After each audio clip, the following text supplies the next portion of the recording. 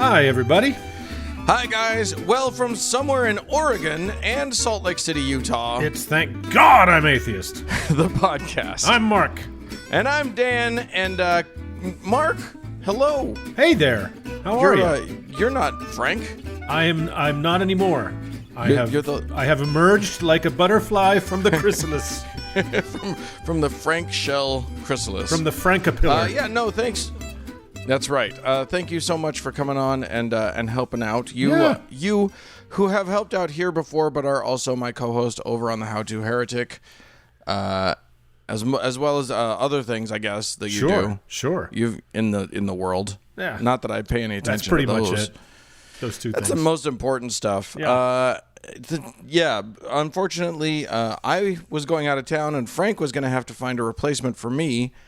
And then Frank came down with some horrible, apparently non-COVID disease, and I had to fill in last minute. As far as we know, Frank does not have the Rona. It seems as though he is negative, though false negatives have occurred in the world. So, But anyway, keep those prayers and that seed money coming in. Yeah, exactly. Yeah. Basically, the only way to save him is to send us all of your money. Put your hand on the television screen. We'll tell you how to do that later in the program. Sure. Also later in the show, you and I are going to have a discussion about persecution and privilege. Yeah. And there's a difference between those two things. And poise and perspicuity, so the 4 Ps.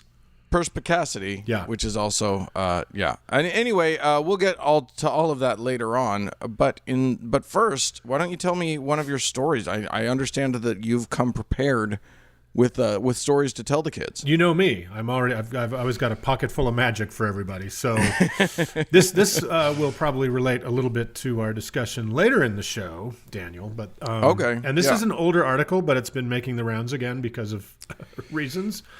And, it's an article in The Atlantic by Emma Green, and it's about the most persecuted people in America, and those would be Christians.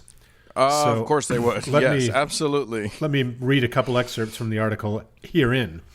Many Christians believe they are subject to religious discrimination in the United States. A new report from the Public Religion Research Institute and Brookings offers evidence. Almost half of Americans say discrimination against Christians is as big of a problem as discrimination against other groups, including blacks and minorities.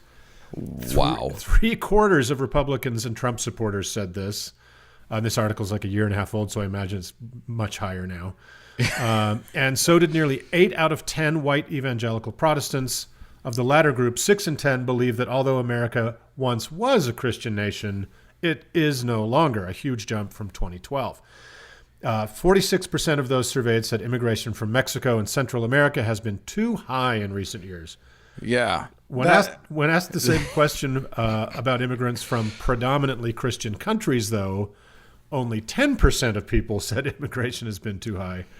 The irony that this is essentially the same question, phrased 2 different ways. Latin American countries are overwhelmingly Christian. Right. All those non-Catholic Mexicans that are coming over our border. Yeah, exactly. Well, didn't Alex Jones? We talked about Alex Jones saying that Mexico was run by a bunch of white Jews at one point, but like you do. So then to kind of conclude, while the U.S. is still a nation of faith with roughly 71% of adults identifying as some kind of Christian, religious organizations of all kinds are struggling with lower levels of attendance and declining participation in ritual practices. More and more people say they're not part of any religion, and this is especially true of young people in their 20s and early 30s. Woohoo! If religious people believe their institutions are declining, which demographically speaking they are, they may feel more threatened by what they perceive as the growing numbers of people in the country who have a different kind of faith. There's evidence of this in the strong nostalgia many people seem to feel for the past, an elusive time when Americans felt more of a consensus about their values and beliefs. Strong majorities of white evangelical Protestants and white Catholics believe America has changed for the worse since the 1950s. So, the 1950s, Jim Crow, women knowing their place, a raging Cold War, nuclear arms race. The good old days, as Lindsey Graham said the other day. Yeah, back. Yeah. Back when we could, when everybody's lives were so much better. So this is a lie that just will not die, like this Christian persecution complex. Oh my God, it is amazing. And we're going to get to more of it. We're going to expound on it later in the show, like you alluded to. But my God, it's astounding. And what's really funny is the Christians believe that it is due to outside influence that everything's getting so bad. Right. Not at all acknowledging that, no, dude, the call's coming from inside the house. Exactly right. It's everybody's leaving you. Yeah, you are doing this. Yeah. First of all, so there you go. It's not true that you're being persecuted, but the part about people leaving, you're doing that. Yeah, exactly. Because you're persecuting them.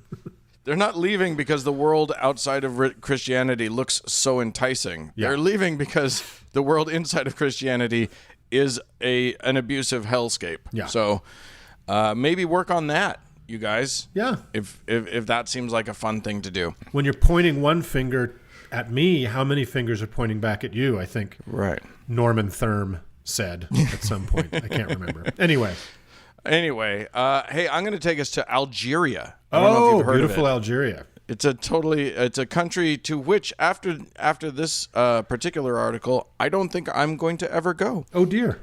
As much as I've always dreamed of it, no. Apparently, an Algerian court has recently given a 10-year prison sentence to one young Yassine Mebarki, who was found guilty of a couple of offenses, one of which was offending Islam, and one was the one that I'm more afraid of, the one that I could definitely be held and charged with, inciting atheism. Wow. This is apparently an offense so rough that yes, 10 years in prison and 10 million dinars of fine, which apparently is a roughly 77,000 American dollars. That's some dough. That's nothing to sneeze at right there. Yeah. So what did he do to what fomented this charge? It's hard to know. We don't have the full story. We know that they did find a Quran with one of its pages ripped. Oh my God! Yeah. So that's not great. He apparently was an anti government protester, which is not a great thing to be in a lot of these countries, including probably our own at this moment. You never know. Exactly. I'm currently in Oregon, which I'm not saying anything bad about the government until I get out, because apparently, I can be black bagged for that. Exactly, you can be black opt, and we have a Supreme Court justice who looks like she's hankering to jurisprudence us back to pre-Deuteronomy. So yeah, exactly. So we got some our own problems here, but at very least, so far, you and I, both of us are obviously the most prominent of atheist fomenters. Certainly on this podcast. Apparently, we're safer here than in Algeria. So yeah, it's funny. I've been to Morocco and with next door, and it's long been fabled that outside of kind of Egypt taking a nosedive, that most of the North African countries have been a little bit more tolerant of that sort of thing. Yeah. But this bodes badly for the Algerian Travel Council. The American atheists are not going to hold our next the next conference in Algiers. Yeah. Yeah. It's a bad look. It's not cute. Not a good look on Algeria. No. All right. I'm sorry for him. I hope he gets out before his horrible 10-year sentence. That's never going to happen. Probably not. That guy's doomed. So I've got a story right here back at home. Good. You want to hear it? Well, California, not really here at home. So right-wing loon and COVID criminal Shane Idleman, Pastor Shane Idleman, who defied shutdown orders for his congregation in April, has declared any criticisms of godly President Donald Trump, his character, off limits. Oh. Yeah. So, shit. I guess that's... Oh, wait. You can't even go after his character.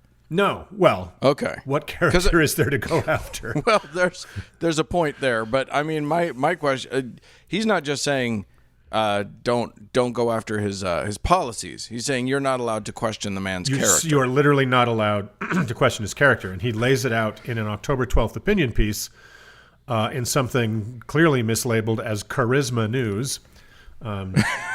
He says the following: the upcoming election is causing increased division among Christians. It leaves many people confused when some Christians denounce Trump and elevate Biden. Their reasoning goes something like this: how can you vote for Trump based on his character? But the real question we should be asking is, what direction is the country heading, spiritually speaking? Oh. Obviously, character is important, but if a man has decent character, according to some, yet believes in infanticide and euthanizing the disabled, do we look at his character over his policies? Of course not. So I don't know what candidate he's talking about, because Joe Biden does not support infanticide or euthanizing the disabled. Right. Maybe it's Kanye. He might support, allowing the disabled to euthanize their damn selves. Right, and not make fun of them. Right. So I don't know, maybe he's talking about Kanye. And you're in for a real treat, Dan, when you get back and open your mail-in ballot. Oh, yeah. Yeah, Kanye is right there at the top, the presidential candidates in Utah. I'm very, as a Utahn, I couldn't be more proud. Yeah, he really speaks to the Utah experience. So, so he continues. The president is hated not because of his character, but because of what he stands for. He is a disruptive voice.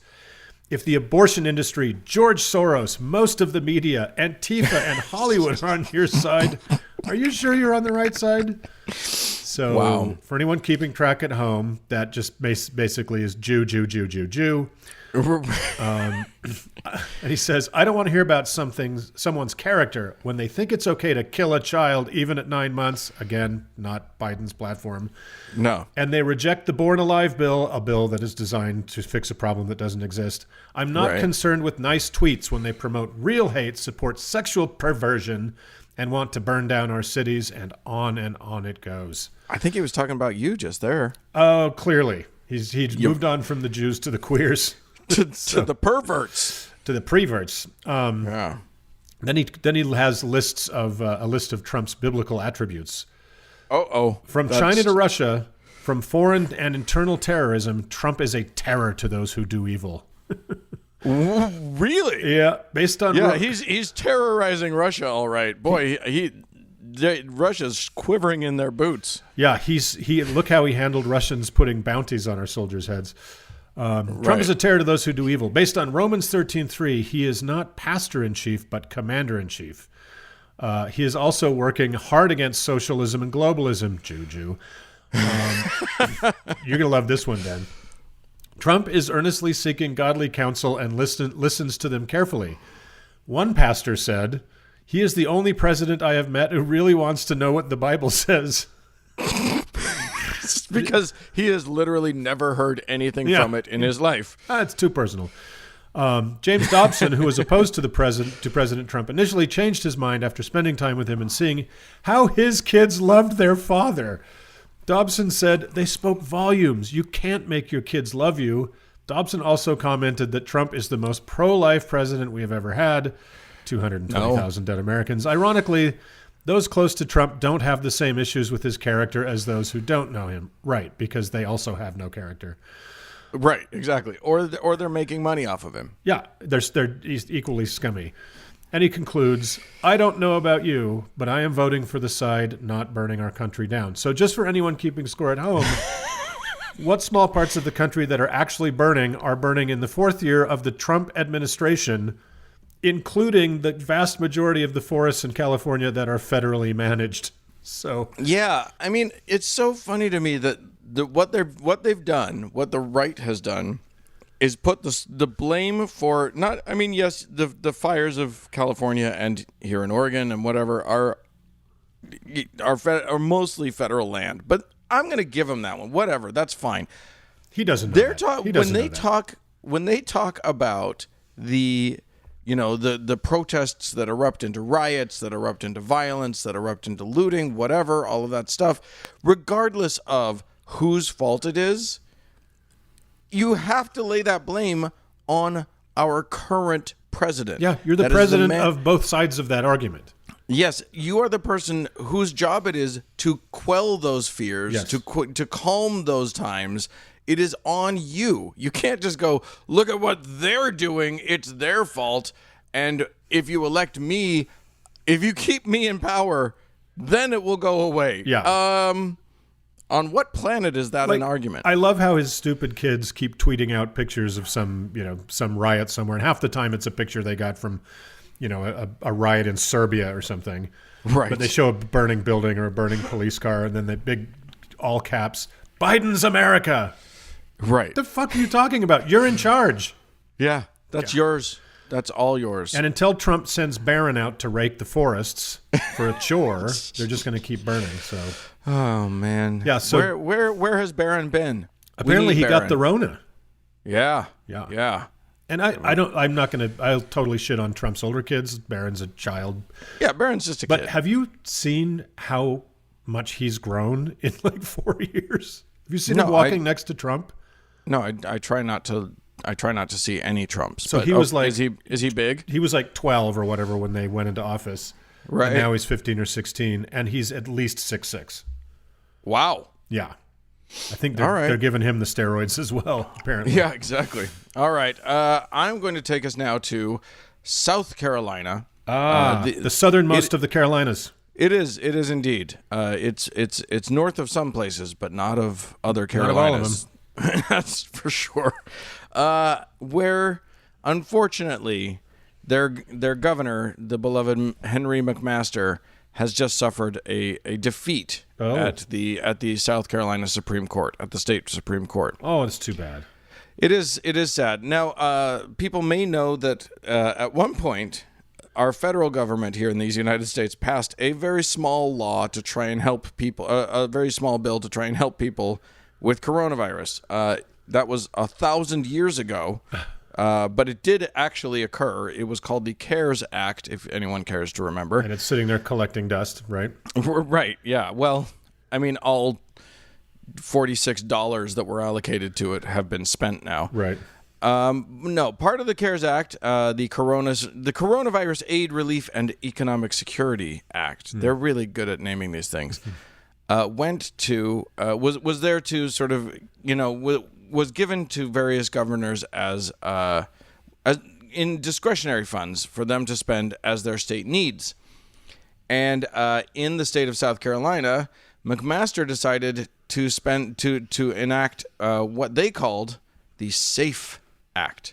And SAFE stands for Safe Access to Flexible Education. You're not allowed to use the word in the acronym that the acronym comes to.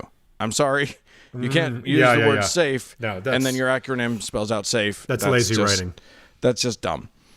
Anyway, flexible education, as anyone who listens to this show for any amount of time will quickly catch on to, is always about indoctrinating kids into Christianity. Right. And this is no different. It offered families a one-time grant for private education. Around, I think $6,500 was the grant. Right. So that they could pay for private school.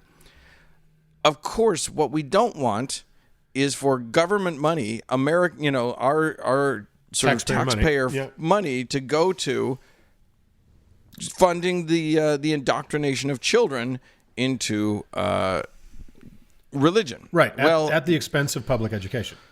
Well, that was, of course, exactly what this did. Yeah. It was basically crafted specifically for that. Now, the grants did require the schools to have good standing with accreditation programs. That sounds good, but on the list of accreditation programs were things like the South Carolina Association of Christian Schools and the Association of Christian Schools International, which I don't think their accreditation is going to be as thorough as perhaps we might have hoped. Christian schools should not be allowed to self-accreditate. Right, yeah. So this, of course, was challenged and got weaseled its way all the way up to the state Supreme Court, who put the smack down and said, yeah, no, we actually have a state constitution, and you can't. Wow, in South Carolina. In South Carolina. So I'm sure There's hope. the wheels are instantly in motion to change the state constitution. And to impeach the Supreme Court. Right, exactly. But yes, 32. The governor's allocation of $32 million, it says in their ruling, in GEAR funds, I don't know what GEAR stands for actually, to support the SAFE Grants program constitutes the use of public funds for the direct benefit of private educational institutions within the meaning of and prohibited by Article 9, Section 4 of the South Carolina Constitution. Bam, you suck, McMaster. You burnt. So, you burnt.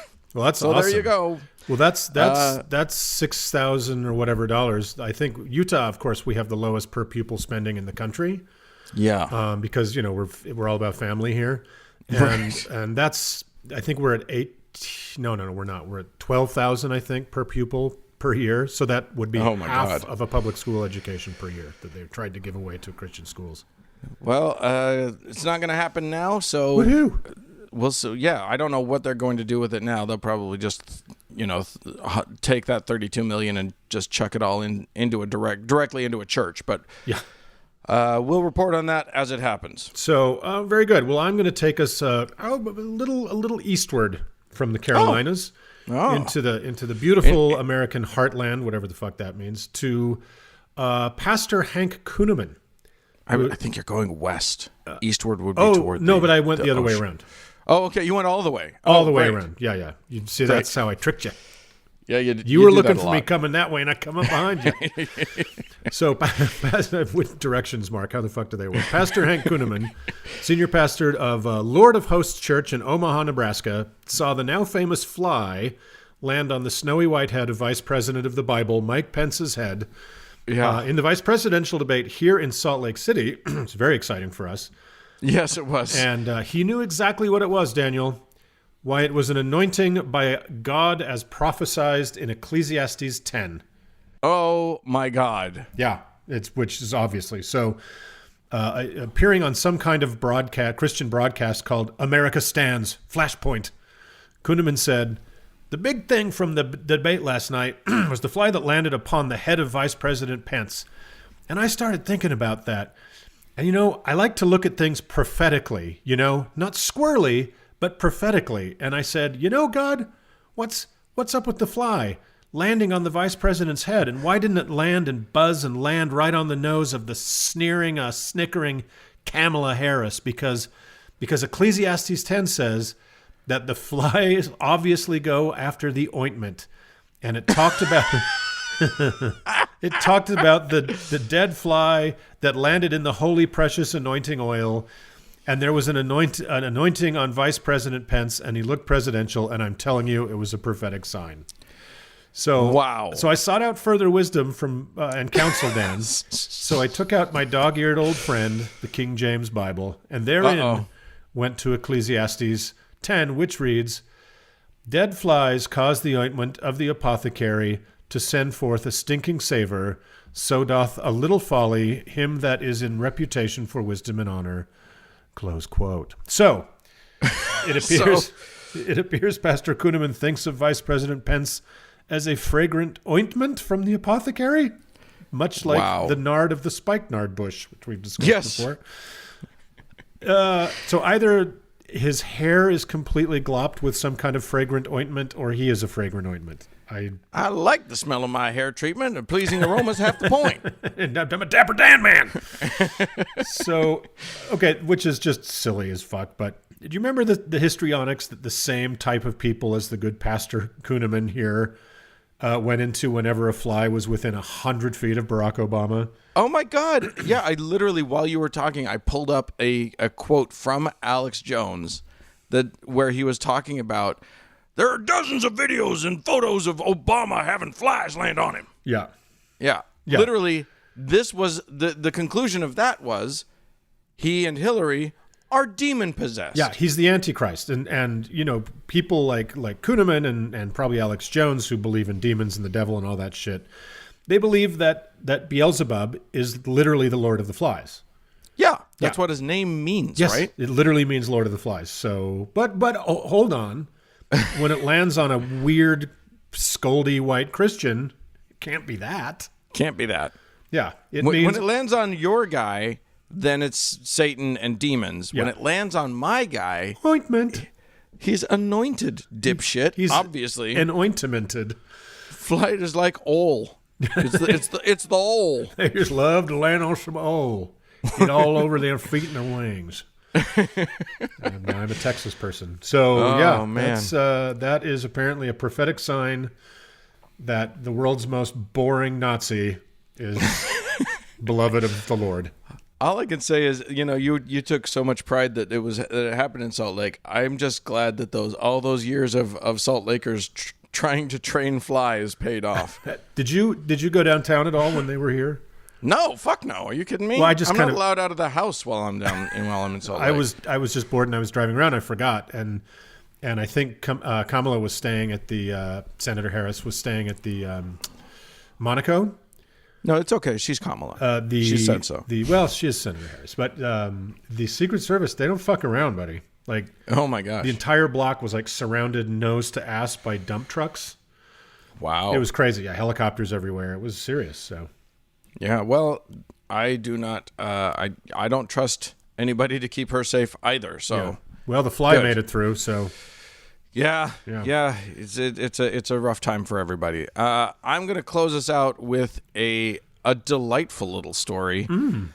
It starts with a random passerby, a walker, who was passing the Church of Saints Peter and Paul. This is a Roman Catholic church in the New Orleans area. Would it kill him to include Mary? I mean, it's just they didn't know about the full group. They don't know about the rule of threes.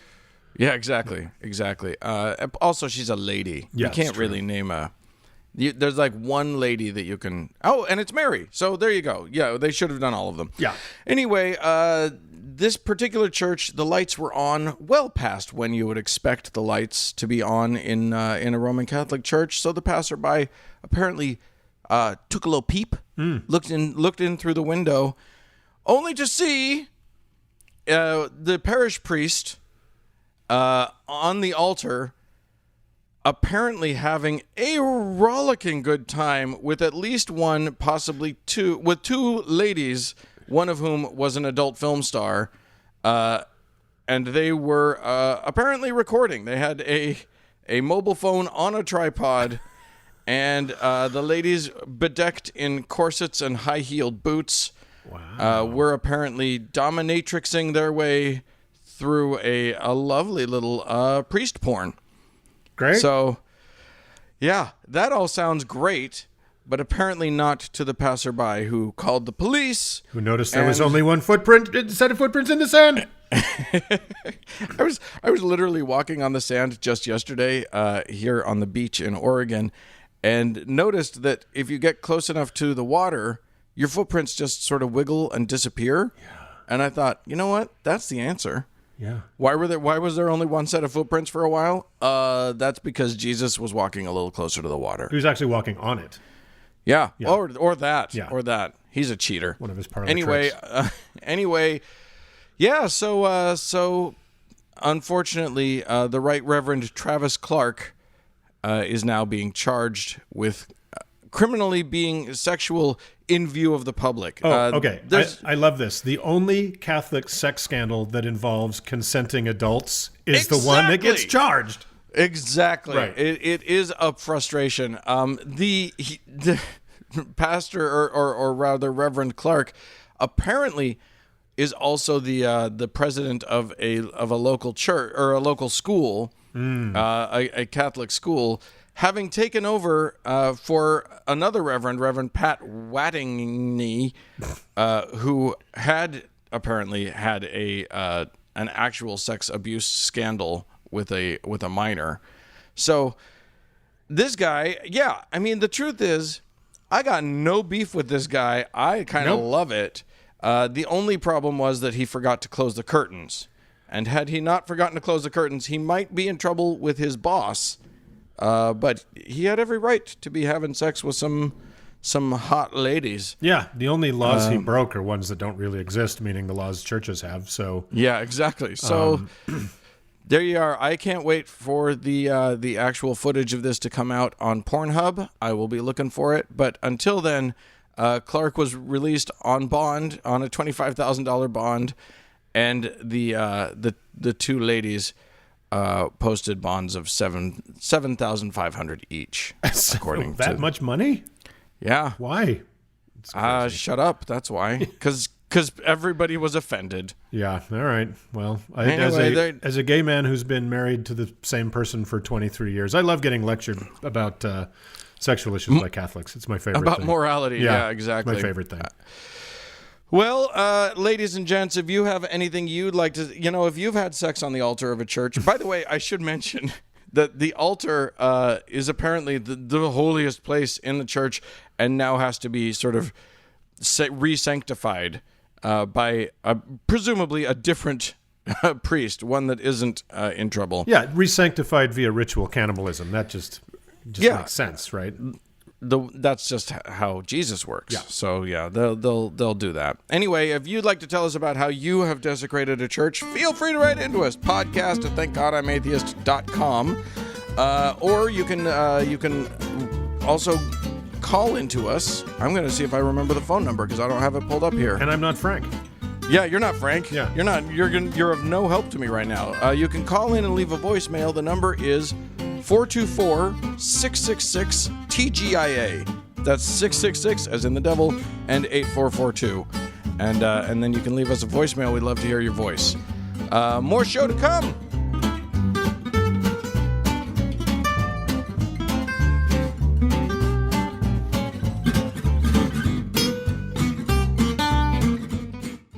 So, Mark. Yo.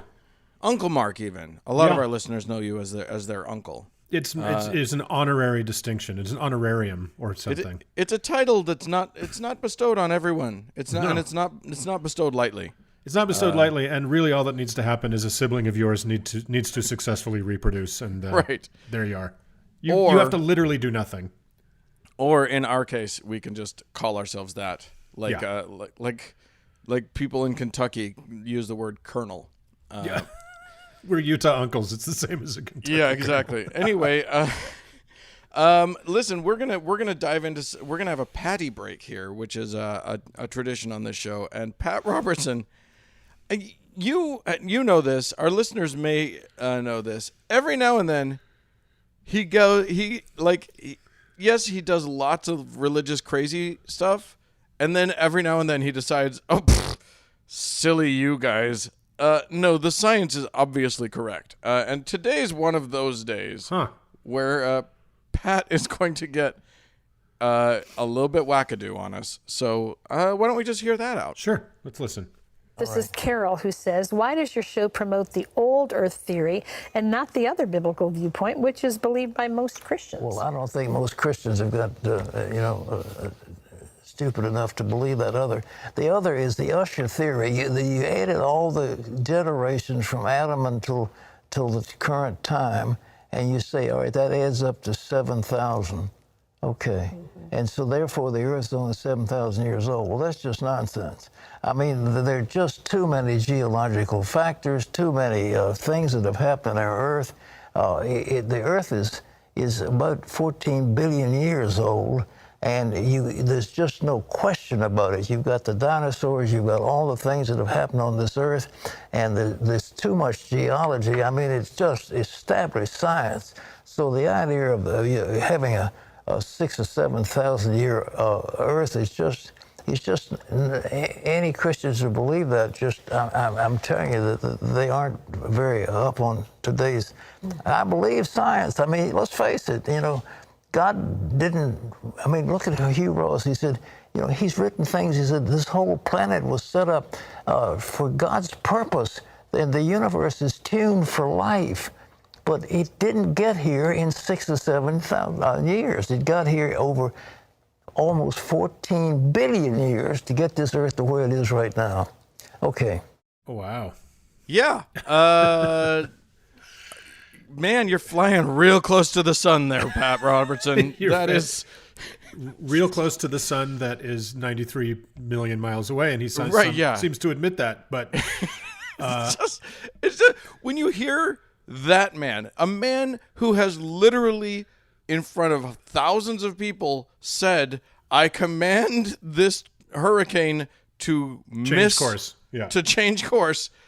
And then he's like, but no, obviously you have to believe the science. Don't be an idiot. He literally calls fellow Christians stupid. And the preponderance of them. I think most people, most Christians of the stripe that would watch his program are probably young earth creationists. Now, I didn't know that there were old earth creationists until our friend Tori Douglas told me that that she was raised by old earth creationists. Oh, there you go. Who still believe, they don't believe in evolution. They have really strange ideas about dinosaurs and shit, but they're like, yeah, the Earth's 14 billion years old. Don't be stupid. Don't look. There's no reason to be an idiot about it. Right. Okay? Like, to go to the Grand Canyon and look at it and say the flood is insane. Yeah. Is insane. And if I mean, all I want to see now is a smackdown between Ken Ham and Pat Robertson. I think we need to set up the the rumble in the jungle between these two. Totally. The infarction in the ark, or whatever we want to call it. Let those two nanogenarians duke it out in a big empty wooden boat in Kentucky. Yeah. That's amazing. Yeah, Pat. It's more than just the stopped clock thing. He just every now and then decides to take a sharp right into reality and just sort of hang out for a minute and then drive back out again. Well, I wonder if it's his illicit interest in the blood diamond trade. That he actually has some understanding of how long it takes to make a diamond. It's like, now, where did these come from? All right, I got it. Yeah, crazy, huh? There you go. There you go. Pat. Well, when was the last time you had Pat as correct patty break? It's been a minute. Every now and then somebody will be like, well, what about all the tornadoes that hit the nice Christians? And he's like, no, those are just weather. Don't worry about that. Exactly. That's just a weather pattern that happens. Well, we talked about it over on the other show where he's always prognosticating that what the purpose of a hurricane was. And it never hits the place where the gay pride parade was, or at the moment it was. Yeah. Right. It's very frustrating in that way. Yeah, but at least, okay, he's down with geology, so. Yeah. Kids, we're not going to do emails or thank anybody this week. I apologize. That is not something that we were set up to do without our fair Franklin with us, so we will skip all of that beautiful stuff. But if you want to, and I think Mark, you can. I called you Uncle again. It's just your name, really. Yeah. I think Mark, you can attest to this.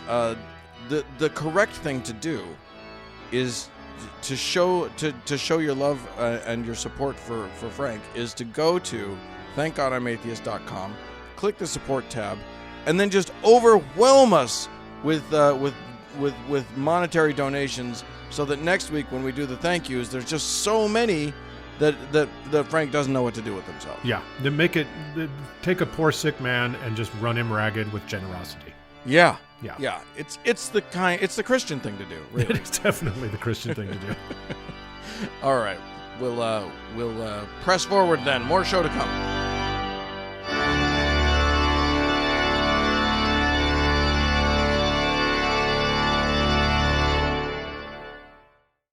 Hey, Mark. Mm-hmm.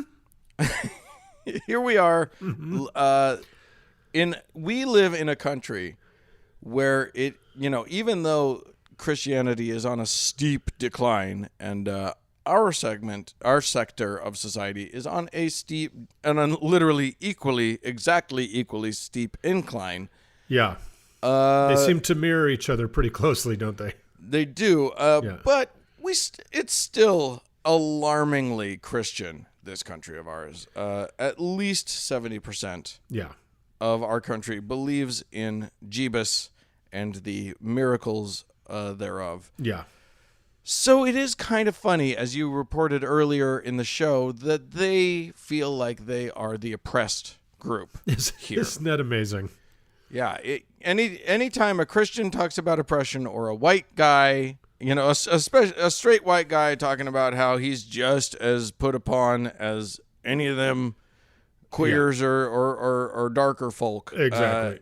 Yeah, you're wrong. You're just wrong. The group that's in power cannot claim to be the put upon the oppressed. Well, they can, and they do it every day. You know, They do it all the time. Yeah, you see online, you know, white men saying the hardest thing to be in this country right now is a conservative white straight man. Yeah, because we're not allowed to just say everything we want to like we used to be. Exactly. We used to be able to do literally anything we wanted, and no one could say shit about it. And now people complain. Do you understand how difficult that is for us? So, you know, you had talked about it earlier. I stumbled on a thing by the Liberty Council. Oh yeah, our friends the at Liberty Liberty Council. The Liberty Council is they're not really into liberty, and probably not actually a council either. They're a legal group that likes to defend Christians who, you know, throw the Ten Commandments up on government property where they're not allowed. They defend Christians who have been asked to remove their boot heel from someone else's throat. Yes, exactly. Therefore persecuted. Exactly. And they literally published a thing. Again, on Charisma News is where I found it. We're hitting them up pretty hard this week. And this one it's a peach. They're talking, you know, there's been a lot of talk during this corona outbreak of persecution because the mean old government will not allow some of these guys to become super spreaders of a horrible, deadly virus, which is totally rude. Yeah. So, for instance, this, you know, they talk about, you know, when a Christian ministry and Bible college face penalties for conducting worship with more people than Colorado Governor General Polis deemed appropriate, when similar non-religious meetings have no such limits, then you know, this is set up. It's basically a whereas statement that, you know, that they've done. Just when you know, when churchgoers are put on the equivalent of house arrest for attending Easter Sunday services, as is the case with our clients in Kentucky, when pastors are criminally charged or threatened for conducting worship in church, as is the case with our clients in California.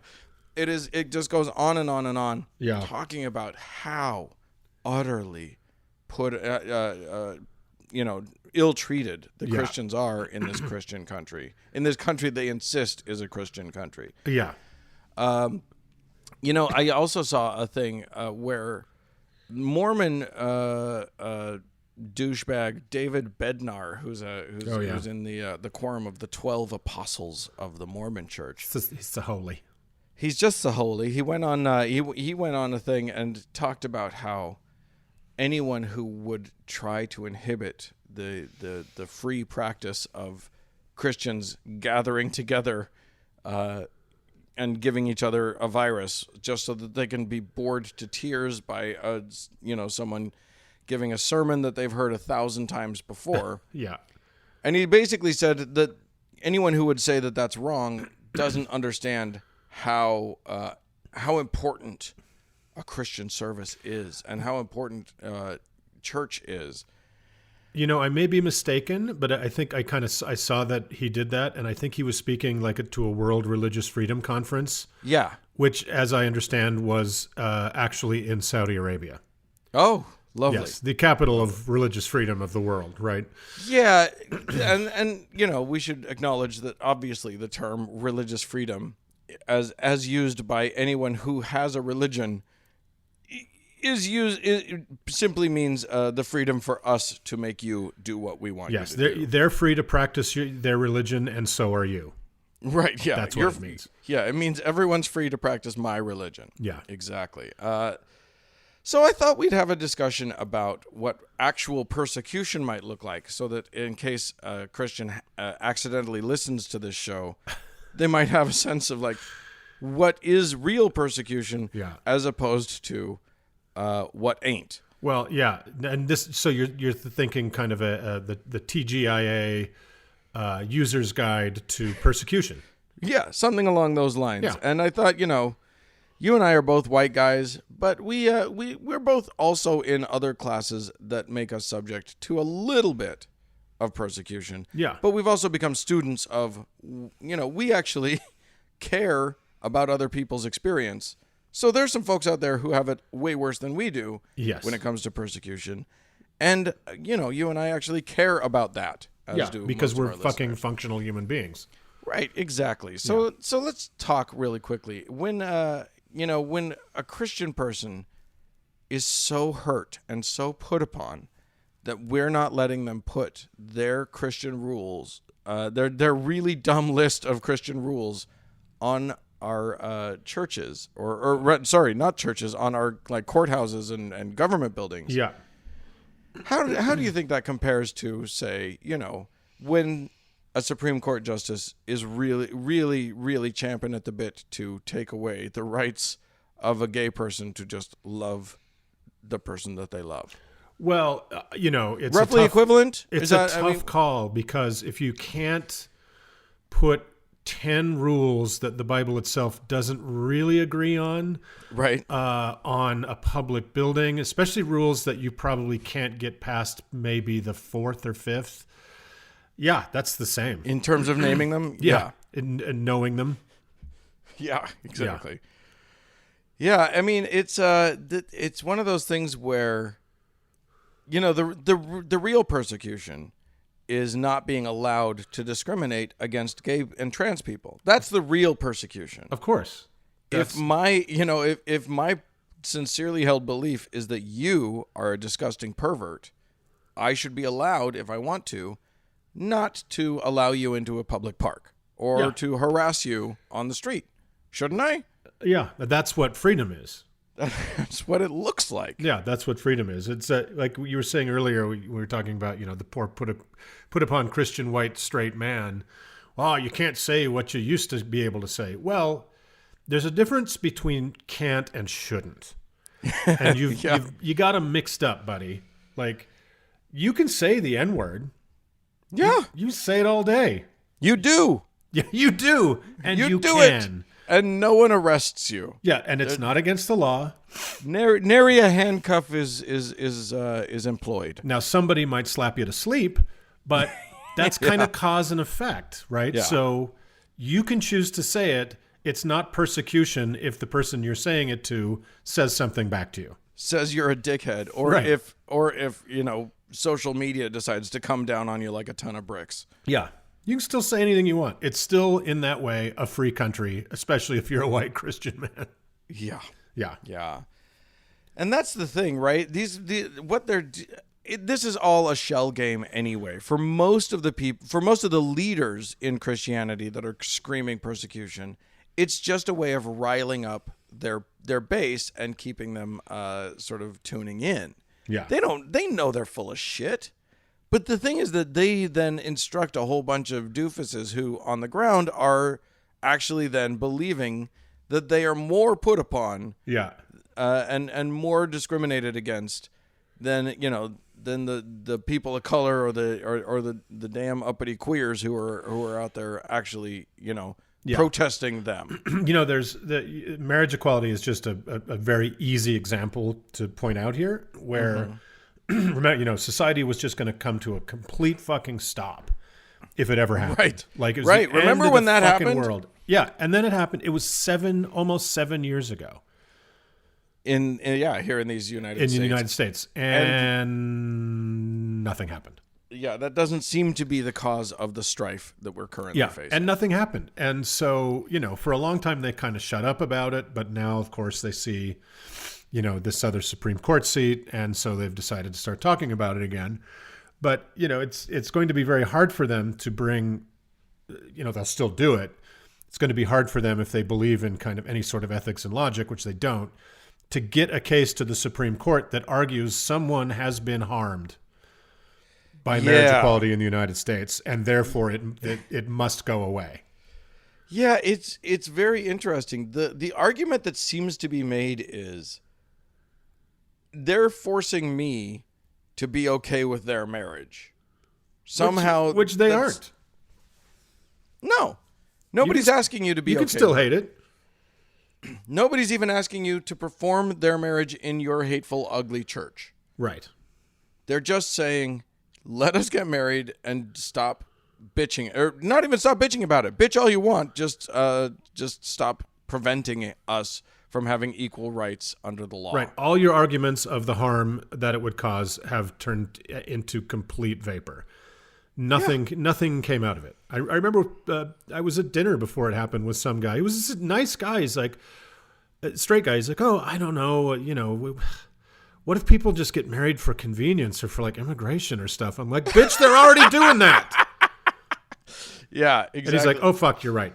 It's like, fuck are you talking about? The worst thing that happened when marriage equality occurred in these United States was that gays got more boring. That was literally the worst effect of the thing. Yeah, exactly. The rest of it was pretty. We're all pretty safe. We're still okay. Yeah, and can I tell you the reason that Jesse and I decided we needed to get married is not because I love him, he loves me, we're committed to all the things, right? Right. But we just lived outside that system for so long. It's like, well, if it ever happens, great, but I'm not going to worry about it. We had built whatever legal protections we kind of could outside of it. And the reason we got married was a reason of real religious persecution. Is that my crazy cultist family could very likely have decided upon my incapacity or death that they were in charge now. Yeah. Right? That my assets, that my...